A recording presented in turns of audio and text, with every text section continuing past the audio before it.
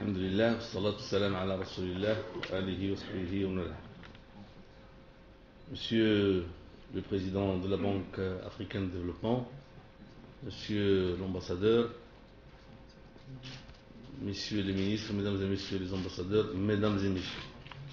De toutes les façons, je n'arriverai jamais à prononcer des choses comme ça se doit. C'est toujours un exercice difficile pour moi. Je voudrais réellement commencer par remercier monsieur l'ambassadeur des États-Unis et à travers lui le MCC. Cette organisation qui a déjà participé à un programme sur le Maroc qui a duré 5 ans et qui a concerné 700 millions de dollars. Je crois que vous le savez tous, c'est un programme qui a été très important, qui a quelque part rattrapé un peu notre gouvernement à la moitié de sa vie, la vie du programme, et que nous avons très bien terminé avec les gens du MCC qui étaient très satisfaits et dont les équipes de la primature ont travaillé très dur avec eux, chose qui a permis d'être élu maintenant pour le deuxième programme du MCC. Je tiens aussi à saluer et à remercier la Banque africaine de développement, ce bailleur de fonds pour le Maroc et ami qui accompagne le Maroc dans ses efforts de développement depuis fort longtemps et d'une façon très accrue au point que nous sommes son premier client et je crois qu'il en est très content. Et qui, quelque part, est en train de marquer l'importance du Maroc dans la dimension, et la dimension du Maroc dans l'espace africain. Quand j'ai été nommé Premier ministre, enfin, chef de gouvernement, j'ai été obligé rapidement de résumer mes priorités. Eh bien, ces priorités, je peux vous les résumer en 3 mots. La première, je me suis retrouvé en face de déséquilibre macroéconomique. J'ai senti que l'économie allait subir des effets très néfastes et que on ne pouvait pas continuer comme ça. Seule la compensation nous prenait 57 milliards de dirhams, à peu près le quart de nos recettes. Donc, je me suis dit, il faut s'attaquer à ce problème. On s'est attaqué à ce problème. Je crois qu'aujourd'hui, on ne peut pas prétendre que le problème est réglé, mais nous avons excellemment avancé. On a réservé cette année pour la compensation 23 milliards de dirhams, chose tout à fait différente, mais ce n'est pas la seule chose. La deuxième des choses, je me suis dit qu'il fallait faciliter la vie à l'entreprise. Parce que l'entreprise, c'est le moteur qui tire vers l'avant. Vous pouvez essayer de trouver les solutions que vous voulez à tous les problèmes que vous voulez. Si l'entreprise ne marche pas, rien n'ira très loin. Et nous sommes attelés à faciliter la vie à l'entreprise à travers plusieurs actions, à savoir améliorer le climat des affaires, prendre les décisions, les lois qu'il faut, les décrets. Il y a énormément de choses qui ont attendu 10, 15, 20 ans. On les a sorties. Aujourd'hui, je crois que l'entreprise est obligée de reconnaître, bien que ce ne soit pas très dans la culture marocaine, que beaucoup d'efforts très très sérieux ont été déployés. Évidemment, au Maroc, quand ça marche, tout le monde se tait. Et dès qu'il y a le petit problème, tout le monde il monte au créneau. La troisième des choses, je me suis dit, il faut rétablir une justice sociale. J'ai toujours dit, je l'ai dit ce matin, Monsieur le Président, les forts se servent toujours. Les forts, c'est une race. Elle existe dans tous les pays. Pas moyen de s'en débarrasser. Et elle ne vous attendra pas pour prendre sa part et probablement un peu plus. Les gens qui étaient capables de déranger les forts, aussi on les a associés. Ils ont quelque part pris leur part. mais il est resté une partie de la population abandonnée à elle-même. Cette partie de la population, il est grand temps aujourd'hui de lui rendre justice. Elle existe dans les campagnes, elle existe dans les ceintures des villes, et il n'est pas question, parce qu'il y en a beaucoup d'entre elles qui n'ont rien, absolument rien.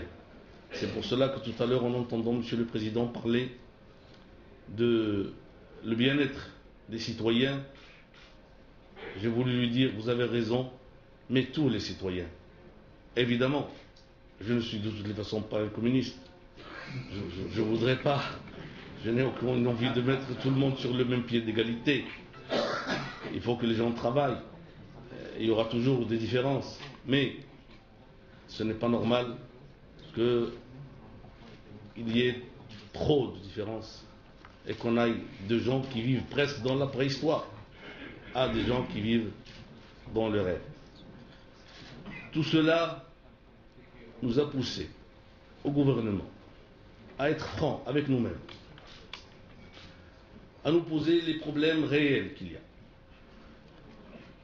à réfléchir aux solutions et à les entreprendre avec ce qu'il faut comme courage. De toutes les façons, ça ne sert à rien d'être au gouvernement si vous ne risquez pas.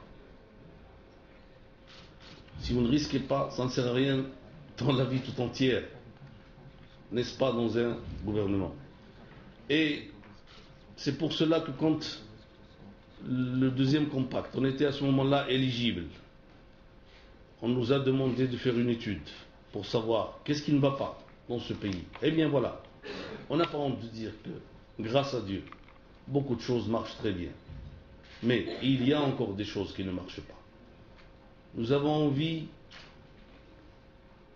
nous ne voulons pas dire que nous avons envie de devenir riches, mais si on le devient, c'est excellent. Nous avons envie de nous sentir bien dans notre pays. Nous avons envie d'être satisfaits de notre travail, de sentir qu'on a fait le maximum qu'il fallait faire. Qu'il s'agisse de rétablir la justice sociale, qu'il s'agisse de bien réaliser les choses qu'on réalise, qu'il s'agisse de quelques entreprises qu'on entreprend, nous avons envie de sentir qu'on a bien servi tous ensemble et d'une façon coordonnée. Ce n'est pas le problème d'un chef de gouvernement ou un ministre ou un autre ministre ou une majorité ou une opposition ou ceux des gens de l'enseignement ou ceux de la sécurité. Pour qu'un pays marche bien, il faut que tout le monde se donne la main en essayant de relier un peu sa propre personne et tout ce qui vous tient à vous. Vous ne pouvez pas servir le pays, vous ne pouvez pas servir la nation si vous vous occupez seulement de vous, si vous donnez la priorité à votre personne, à votre parti politique, à votre idéologie, ça ne marchera pas. Et c'est pour cela que nous avons accepté de faire cette étude ensemble. La primature, les gens de la primature, le MCC, qui a voulu ne s'engager qu'après s'être assuré des secteurs où son engagement donnerait les meilleurs résultats. Le MCC d'un côté, et puis la BAD qui a bien voulu participer d'une façon très généreuse, qui est aujourd'hui montrée par la présence de son président, avec lequel j'ai eu aujourd'hui des entretiens. En tous les cas, pour moi, elles étaient très intéressantes. Et nous avons pu poser notre doigt sur les problèmes que nous pensons être essentiels aujourd'hui, qui dérangent un peu encore notre développement. Je sens autour de moi, je sais, notre gouvernement a passé 3 années très difficiles. On a été perturbé un peu partout, et de partout. Je m'amuse à dire aux gens, nous sommes comme le peintre qui sont sur son échafaudage. On le fait basculer tout le temps et on lui dit occupe-toi de ta peinture. Grâce à Dieu, jusqu'à maintenant, le peintre n'est pas encore tombé. Alhamdoulilah. On continue. Et tant qu'on continue, c'est bien. Mais nous avons réussi des choses qui ont été reconnues dans le monde par les instances internationales, par la BAD, par le FMI, par la Banque mondiale. par les pays étrangers. Nous avons réussi pas mal de choses, mais nous sommes convaincus qu'il y a encore beaucoup de chemin à faire. En particulier, dans le secteur de l'éducation-formation, dans le secteur du foncier, dans le secteur de la justice, dans le secteur du climat des affaires et dans le secteur de la fiscalité. Ce sont les 5 axes qui ont été choisis. Je crois que les gens qui vont vous présenter le travail qui a été fait et qui a été édité sous forme d'un livre vous expliqueront ces résultats qui, je pense, ont été très bien. Et je voudrais, pour clore, remercier encore une fois le MCC avec lequel on a établi des relations très très amicales, construites sur beaucoup de confiance.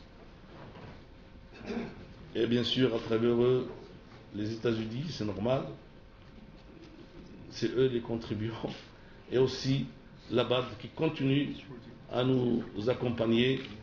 Monsieur le Président qui a tout fait pour que le fonds